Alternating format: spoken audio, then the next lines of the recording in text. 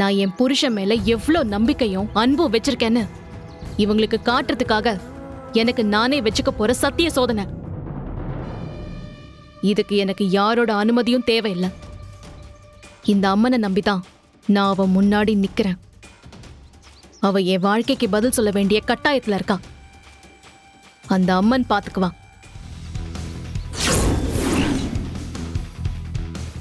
நீ 1000 சமாதானம் சொன்னாலும் என்னால நீ இப்படி பண்றதை ஏத்துக்கவே முடியல. வேண்டாம் பாரதி. பாட்டி, நீங்க என்ன சொன்னாலும் தாலி இல்லாம இந்த கோயிலை விட்டு நான் வெளியே போக மாட்டேன். இத அந்த அம்மனே முடிவு பண்ணட்டும். அண்ணி, இதெல்லாம் ரொம்ப தப்பு அண்ணி. நீங்க எல்லாம் பேசுறப்ப நான் குறுக்க பேசினா தப்பாயிருன்னு தான் இவ்வளவு நேரம் நான் பேசாம இருந்தேன். இதுக்கு மேலே நான் பேசாம இருந்தா அது ரொம்ப பெரிய பாவம்.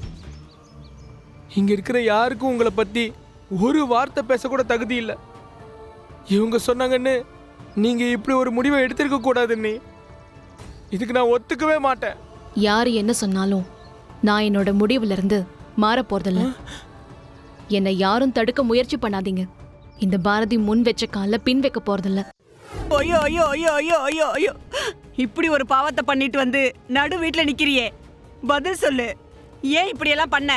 ஏய், நான் ஏதோ கொலை பண்ணிட்டு வந்த மாதிரி இப்படி கத்தி ஆர்ப்பாட்டம் பண்ற பாத்தியா? எவ்வளவு பணம் சும்மா யாராவது கொடுப்பாங்களா? இதெல்லாம் யோசிக்காம பணத்தை எடுத்து உள்ள வைடி. செருப்பு பிஞ்சிரும். மரியாதையா அந்த பணத்தை எடுத்துட்டு வெளியே போயிரு. நானும் ஒரு பொம்பளை புள்ளைய பெத்து வச்சிருக்கேன்.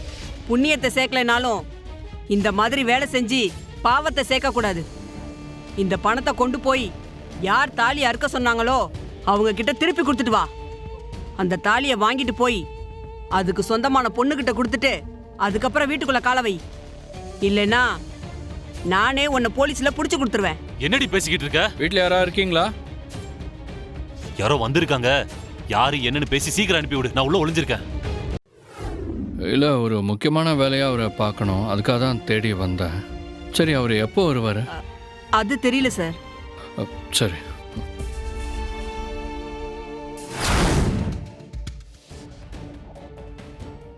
இன்னமும் சரியில்லையே. இந்த அம்மா வேற பயந்து பயந்து பேசுகிறாங்க. குழந்தை வேற உள்ள திரும்பி திரும்பி பார்த்துட்ருக்கு. ஏதோ தப்பாக இருக்கே. சரிங்க, நான் மறுபடியும் வந்து பார்த்துக்கிறேன்.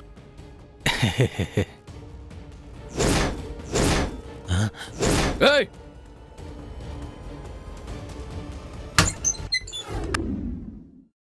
ஓம் சக்தி, ஓம் சக்தி, பராசக்தி, ஓம் சக்தி, பராசக்தி, ஓம் சக்தி, பராசக்தி, ஓம் சக்தி, பராசக்தி. அம்மா தாயே, இந்த பரிகாரத்தை பண்ற உன்னோட குழந்தைய நீதம்மா காப்பாத்தணும்.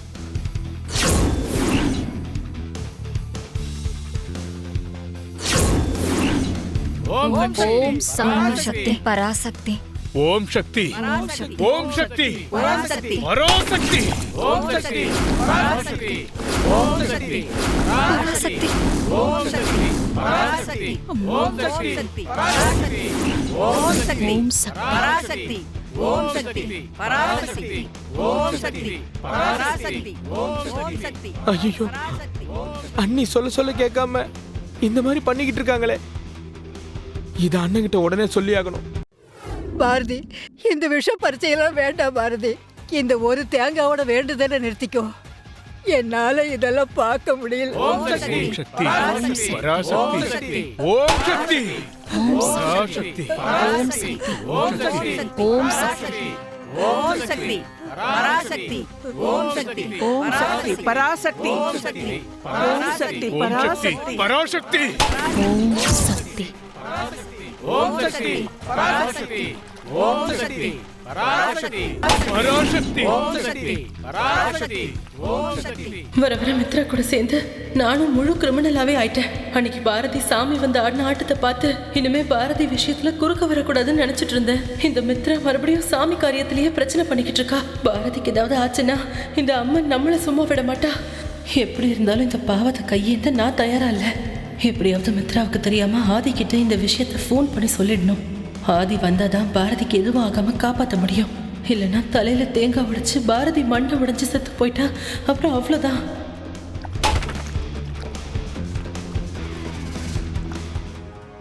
அண்ணா எனக்கு உங்க ஃபோன் மட்டும் தரீங்களா? பேசி தந்துடுறேன். ஏமா அதான் உன் கையில போன் வச்சிருக்கியம்மா? ஃபோன்ல சார்ஜ் இல்லைண்ணா, ஒரு எமர்ஜென்சி. சரி சரி இந்தா.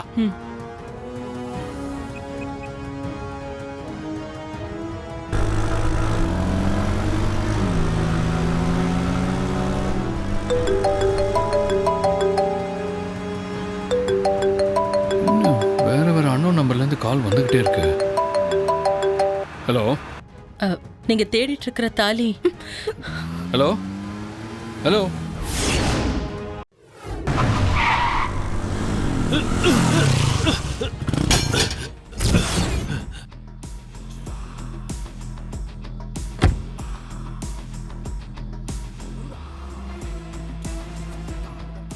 ஓம் சக்தி பராசக்தி ஓம் சக்தி பராசக்தி ஓம் சக்தி பராசக்தி ஓம்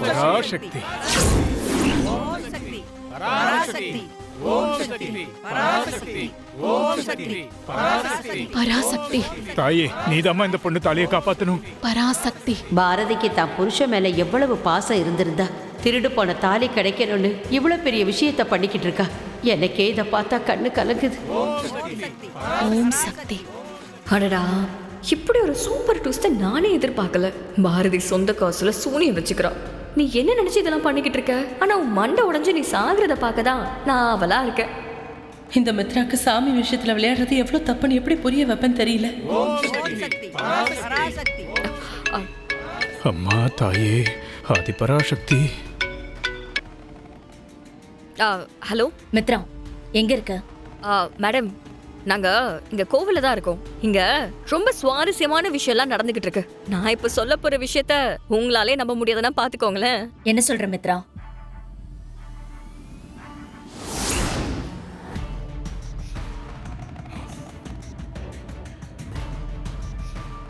அந்த 108 தேங்காவையும் நான் ஏன் தலையில உடைச்சுக்கிறேன்.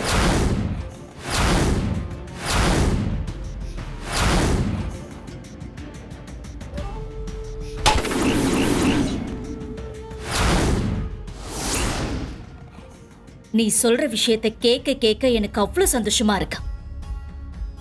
அந்த கண்கொள்ளா காட்சிய இப்பவே நேர்ல பார்க்கணும் போல இருக்கு மித்ரா.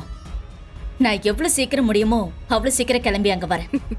வாங்க மேடம், இந்த மாதிரி விஷயத்தெல்லாம் மிஸ் பண்ணவே கூடாது. சீக்கிரம் வந்துடுறேன்.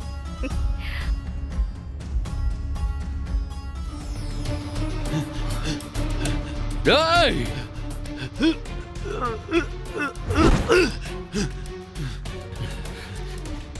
என்னையடா அடிக்கிற?